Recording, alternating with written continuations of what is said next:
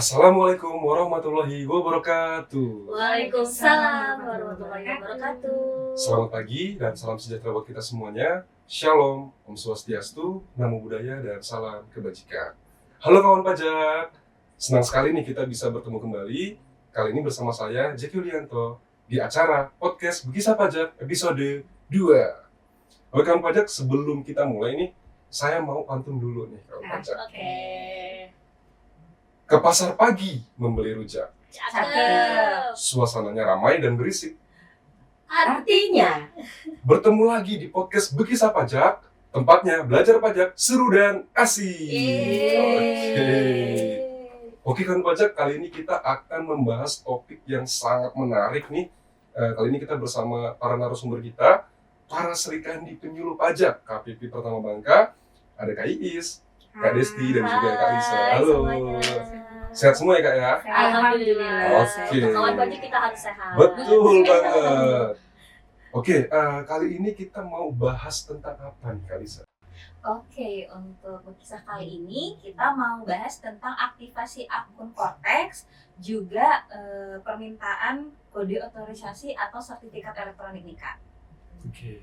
Betul banget Kak. Jadi di podcast kali ini kita tidak hanya membahas tentang kenapa sih kita harus aktivasi akun Cortex dan juga kode otorisasi, tapi kita juga akan menceritakan bagaimana cara-cara untuk aktivasi dan permintaan kode otorisasi itu. Jadi jangan sampai ketinggalan. Wah, menarik banget ya Kak ya.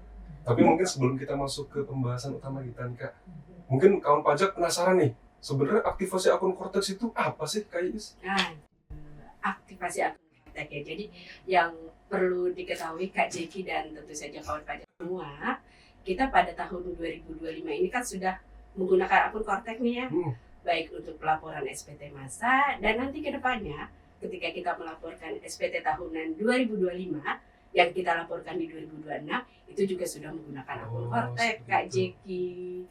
Jadi ya memang sangat penting ya untuk wajib pajak untuk akun Cortex diaktifkan terlebih dahulu Kak Jeki.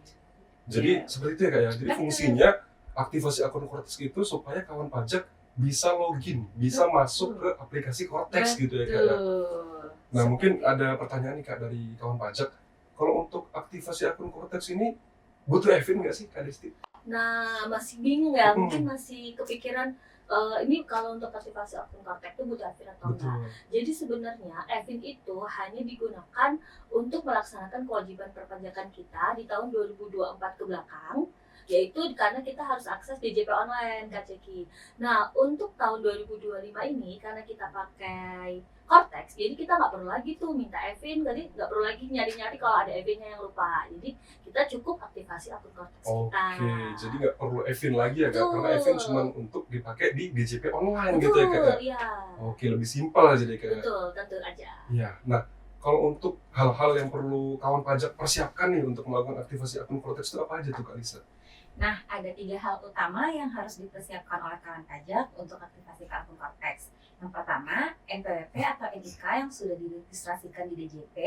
Yang kedua, alamat email aktif untuk menerima link aktivasi. Dan yang terakhir adalah nomor handphone yang aktif Kak Jeki. Oh, jadi cukup 3 hal aja tuh Kak ya? Cukup 3 hal aja. NIK, kemudian email, dan juga nomor HP gitu ya Kak ya? Oke. Kalau gitu mungkin kawan pajak udah penasaran nih, kita masuk aja ke pembahasan utama kita terkait gimana sih langkah-langkah kawan pajak dalam melakukan aktivasi akun Cortex tuh Kak Iis. Oke, jadi di langkah pertama untuk kawan pajak melakukan aktivasi akun Cortex, terlebih dahulu masuk ke laman Cortex-nya Kak Jeki. Oh iya. Jadi alamatnya cortexdjp.pajak.go.id. Oke, jadi catat tuh Cortex djp.pajak.go.id. Gampang kok ya, gampang diingat. Lalu setelah itu kan muncul lamannya itu Kak Jeki. Kita jangan langsung login, karena kita ini awal ya. Betul. Jangan langsung login, tapi kita masuk ke aktivasi. Aktivasi akun Cortex, nanti di situ akan muncul laman yang harus kita isi ya. Angka pertama tuh nanti akan ada pertanyaan. Apakah sudah terdaftar sebagai wajib pajak? Kita checklist saja kalau memang kita sudah terdaftar ya. Kita checklist, setelah itu nanti kita langsung memasukkan NIK kita. Langsung masukkan NIK, langsung kita klik cari. Kalau sudah benar tuh NIK yang kita masukkan, nanti akan langsung muncul identitas dari kita, dari wajib pajak ya. Identitas wajib pajak, setelah kita cek sudah benar, lalu kita lanjutkan pengisiannya. Yaitu lanjutkan pengisiannya dengan mengisikan email yang aktif dan nomor handphone. Tentu saja email dan nomor handphone ini adalah yang sudah terdaftar di DJP. Oke. Ya, jadi kalau misalnya terdaftarnya Jeki, jangan di situ masukinnya Jaka. Iya, nggak boleh ya, harus boleh, nggak sesuai. bisa. Nggak ada centangan checklistnya. Iya. Ya. Kalau sudah muncul checklistnya ya Kak, di sini sudah muncul nih checklist warna hijau di samping kanan ya. Ya. Lalu kita lanjutkan dengan verifikasi wajah. Oke. Ya, kita verifikasi wajah. Wajah kita sendiri ya, jangan wajah orang lain. Jadi wajahnya ini nanti kalau bisa jangan pakai kacamata, lalu tidak ada aksesoris yang menempel di wajah kita. Misalnya masker itu juga jangan. Ya, jika sudah berhasil, nanti terakhir kita klik pernyataan tuh di bawah. Ada klik pernyataan, setelah selesai kita submit. Oke. Kalau setelah disubmit nanti akan muncul balasan email dari DJP. Silakan dicek emailnya yang aktif ya, yang tentu saja sudah terdaftar tadi. Nanti setelah dicek di situ akan ada nick dan password yang dari Oke. DJP. Seperti itu Kak Jeki. Oke, jadi kawan pajak silakan mengikuti langkah-langkah aktivasi akun Kortex seperti yang tadi dijelaskan oleh Kak Iis. Sangat Jadi mudah ya. sangat mudah sekali, bisa dilakukan secara mandiri di rumah gitu ya Kak ya. Jadi intinya ketika kita melakukan aktivasi akun Kortex, nanti outputnya adalah kita mendapatkan dokumen penerbitan akun yang isinya adalah nick dan juga password. Nah, tapi nih Kak, password yang di-generate oleh sistem itu kan agak panjang tuh Kak. Nah, boleh nggak sih kawan pajak ini mengganti dengan password yang lebih mudah diingat nih Kak Desti? Boleh banget, karena kan memang password yang diberikan oleh sistem DJP itu dia biasanya panjang ya, Betul, jadi susah betul. banget untuk diingat gitu. Jadi sangat disarankan untuk kawan-kawan pajak semua untuk mengganti password yang memang lebih familiar atau mudah diingat oleh kawan pajak semua. Tapi jangan lupa untuk pembuatan password ini itu harus mengikuti aturannya, yaitu harus mengandung huruf kapital Kak, Ya. terus huruf kecil, angka sama simbol, atau jadi simbolnya misalkan atau pagar seperti itu Kak. Oke, jadi kawan pajak boleh banget nih mengganti Boleh passwordnya. banget. Yang penting memenuhi kriteria tadi ya Kak ya. Betul. Ada huruf kapital, Hmm. huruf kecil, angka, dan juga simbol. Ya, Seperti itu. betul. Oke, kalau tadi kan kita udah bahas terkait dengan aktivasi akun Kortex nih Kak. Nah, kita masuk ke pembahasan kedua, yaitu penerbitan kode otorisasi. Nah, seperti mungkin kawan pajak nih ada yang bertanya-tanya gitu kan, kode otorisasi itu sebenarnya apa sih Kak dan fungsinya untuk apa sih Kak Lisa? Kode otorisasi DJP atau KODJP adalah fasilitas tanda tangan elektronik yang disediakan oleh Direktorat Jenderal Pajak nih Kak Jeki. Oke, Jadi, kawan pajak dalam memenuhi hak dan kewajiban perpajakannya di Kortex secara elektronik nantinya membutuhkan tanda tangan elektronik. oh, Nah, tanda tangan elektronik itu sendiri adalah tanda tangan yang berisi informasi digital yang dilekatkan, terkait, dan terasosiasi dengan informasi lainnya yang nanti digunakan untuk autentikasi ataupun verifikasi. oh gitu. Jadi simpelnya kode otorisasi ini dipakai kawan pajak untuk tanda tangan elektronik. Betul. Nah, mungkin kawan pajak nih penasaran nih, yang ditanda tangan elektronik itu sebenarnya apa sih Kak Is? Oke. Ya, tanda tangan elektronik sekarang mungkin digunakan untuk jika kawan pajak membuat bukti potong misalnya kan. Bukti potong kan perlu tanda tangan tuh Kak Jeki. Betul, Yang betul. biasanya tanda tangan manual Iya. gitu kan, sekarang pakai kode otorisasi. Oh. Lalu membuat faktur untuk wajib pajak yang PKP, yang tadinya mungkin direkturnya ya Iya. tanda tangan faktur ya saat manual dulu Iya. ya tanda tangan. Nah, sekarang tidak perlu lagi, jadi cukup pakai kode otorisasi tadi. Oh. Lalu selanjutnya untuk lapor SPT pun seperti itu.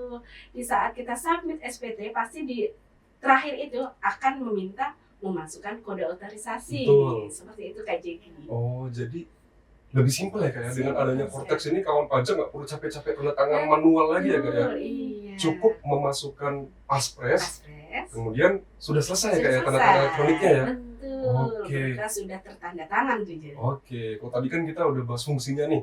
Kalau untuk langkah-langkahnya penerbitan kode otorisasi ini seperti apa sih Kak Desti? Ya, jadi kalau untuk penerbitan kode otorisasi ini, silakan kawan pajak akses Kortek DJP ya, seperti tadi yang sudah dijelaskan sama Kak Is, kita tinggal setelah Kortek DJP yang terbuka, nanti tinggal kawan pajak login, yaitu dengan menggunakan NIK dan juga password yang sudah dibuat oleh kawan pajak tadi. Nanti akan tertampil di halaman laptop teman-teman semua atau di komputer teman-teman semua. Itu di bagian kiri atas ada tulisan portal saya. Silakan diklik, nanti terus scroll ke bawah, nanti ada submenu kode otorisasi, permintaan kode otorisasi atau sertifikat digital.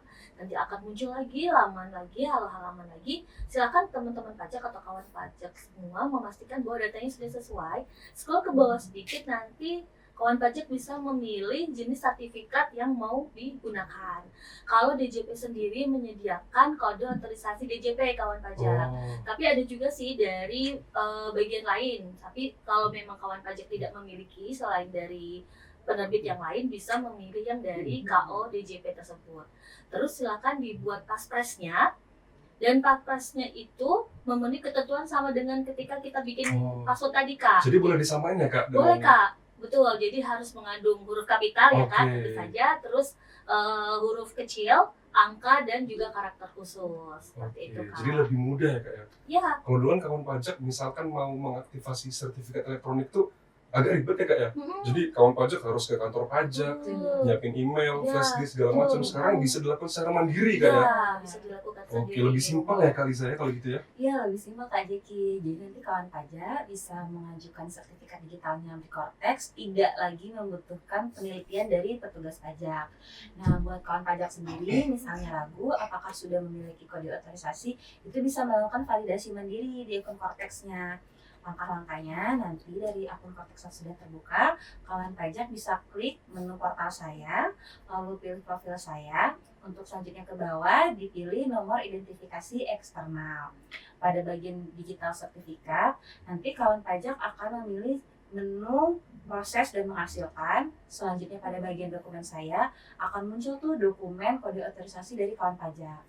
Oke, jadi gitu langkah-langkah untuk memvalidasi kode otorisasi kawan pajak ini udah aktif apa belum sih gitu ya, Kak ya? Oke, mungkin ada pertanyaan lagi nih, Kak, dari kawan pajak. Misalkan kawan pajak sudah selesai nih aktivasi akun Kortex, tapi suatu saat lupa kata sandinya. Nah itu gimana tuh, Kak Is? Kan sering banget tuh terjadi ya? Iya, sering banget terjadi, Kak Jeki. Namanya manusia ya, tidak Betul. luput dari lupa. Oke, jadi jika kawan pajak mengalami lupa kata sandi, gak usah khawatir, sangat gampang. Jadi tetap seperti biasa, masuk ke laman kortek.djp.pajak.go.id, lalu di bawah nanti ada pilihan lupa kata sandi. Nah, diklik aja lupa kata sandi, lalu nanti kita akan memasukkan NIK atau NPWP, lalu ada pilihan email dan nomor handphone. Tentu saja diisikan email dan nomor handphone yang sudah terdaftar di DJP.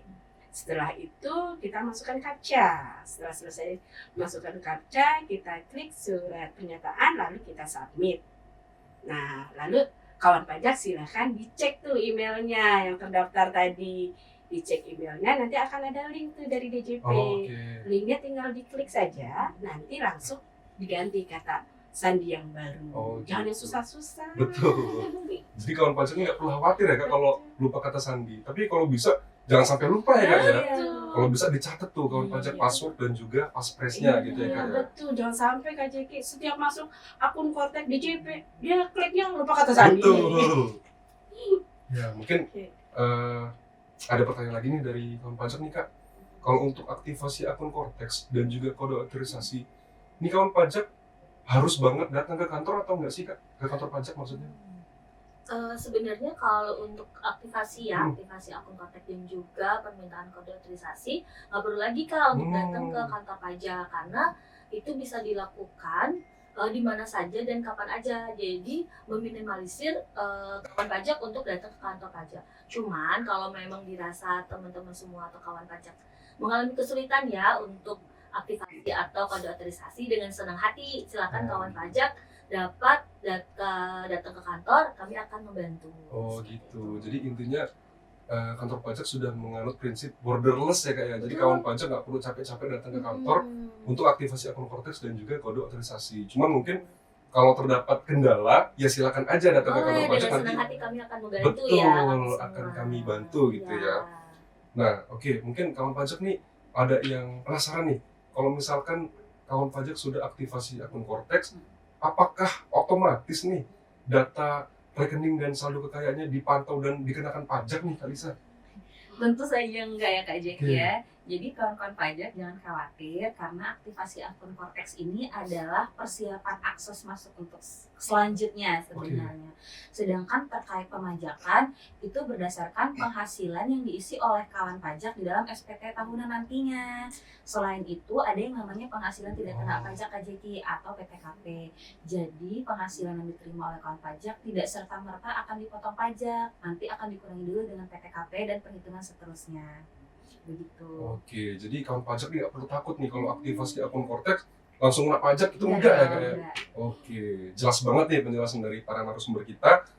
Baik kawan pajak, mungkin karena keterbatasan waktu, jadi kita harus berpisah nih sepertinya kawan pajak. Dan terima kasih kepada para narasumber atas penjelasannya terkait dengan aktivasi akun Cortex. Sehingga nih kawan pajak sudah punya gambaran yang jelas nih untuk aktivasi akun dan penerbitan kode otorisasi secara mandiri gitu ya. Nah mungkin kalau dari kakak-kakak narasumber, ada pesan yang ingin disampaikan nggak ke kawan pajak? Mungkin dimulai dari Kak Iis. Oke, pesan saya ini Kak Jeki, jangan ragu untuk mencoba. Jangan ragu untuk mencoba. Ya, jadi jangan takut. Misalnya kita, ya karena kita punya kewajiban untuk lapor SPT, ya sekarang juga kita membuat akun Cortex. Betul. Itu kan prosesnya sangat gampang, Ya. sangat gampang, mudah diikuti. Jadi silahkan membuat akun Cortex. Setelah itu, jika sudah punya nih, jangan sekali-kali membagikan akun Cortex-nya ya, baik password maupun passphrase kepada orang lain, Kak Jeki. Bukan itu rahasia ya Kak? Ya? Rahasia. Oke, kalau dari Kak Desti? Ya. Kalau dari aku ya tadi sudah disampaikan oleh Kak Iis bahwa betapa pentingnya ya itu aktivasi akun Cortex dan juga kode otorisasi itu sendiri. Jadi karena ini adalah langkah awal untuk teman-teman semua, kawan-kawan pajak dapat melaksanakan kewajiban perpajakan. Oke. Jadi sesegera mungkin untuk dapat melakukan aktivasi akun Cortex dan juga membuat kode otorisasi. Oke, kawan pajak sesegera mungkin lakukan aktivasi akun supaya Nah, di awal tahun depan sudah siap untuk lapor betul. SPT ya Kak ya? Betul. Oke, kalau dari Kak Lisa nih pesannya apa? Nambahin sama aja sih dengan Kak Iis dan juga Kak Resti kepada teman-teman kawan pajak semua untuk segera melakukan aktivasi akun Cortex di periode ini agar dapat melakukan aktivasi dengan tenang. Oke. Jika nanti kawan pajak mengalami kendala dalam proses aktivasi ataupun mendapatkan kode otorisasi, dapat menghubungi petugas pajak melalui saluran resmi di Krim Pajak dengan nomor 1.500-200 atau langsung berkonsultasi di helpdesk di KPP terdekat. Oke, nanti bisa ketemu kita ya Kak ya? Nanti Iya, akan kalau kita, dipertimbangkan. betul, akan kita bantu dengan senang hati ya Kak ya? Sampai tuntas ya. Sampai Betul. Sampai selesai. Oke, terakhir nih Kak, kan tadi kita udah belajar terkait aktivasi akun Cortex. Terus juga kita belajar terkait penerbitan kode otorisasi. Artinya kan kawan pajak nih udah siap banget nih untuk lapor SPT tahunan. Ya. Nah, kalau untuk langkah-langkah pelaporan SPT tahunan via Cortex, nah itu seperti apa tuh Kak Iis? Aduh, panjang nih Kak Jeki. Panjang ya, Kak? Panjang. Jadi nanti jika kawan pajak ingin tahu langkah-langkah untuk lapor SPT tahunan seperti apa, saksikan IG live kami dari KPP Pratama Bangka yang akan dilaksanakan pada tanggal 30 September 2025 pukul 9. Oke, jadi kawan pajak nih kalau penasaran terkait pelaporan SPT tahunan via Cortex, catat tanggalnya, tanggal 30 September jam 9 pagi ya Kak ya. Bersama dengan para penyuluh. Para penyuluh pajak di Instagram Live KPP Pratama Nah, Bangka. yang belum Oke. follow dulu. Follow dulu ya. Instagramnya, subscribe YouTube-nya ya Kak ya. Biar tidak ketinggalan info-info Betul. baru ya Kak ya. Oke, kalau gitu terima kasih nih kawan pajak sudah menyimak podcast kita kali ini. Semoga materi kita pada hari ini bisa bermanfaat untuk kawan pajak, khususnya dalam mengaktifasi akun Cortex dan juga penerbitan kode otorisasi. Oke, saya Jeki Lianto bersama para narasumber penyuluh pajak KPP Bangka pamit undur diri. Aura kasih di semak-semak. Terima kasih sudah menyimak dan sampai jumpa di episode podcast Begisa Pajak selanjutnya. Bye.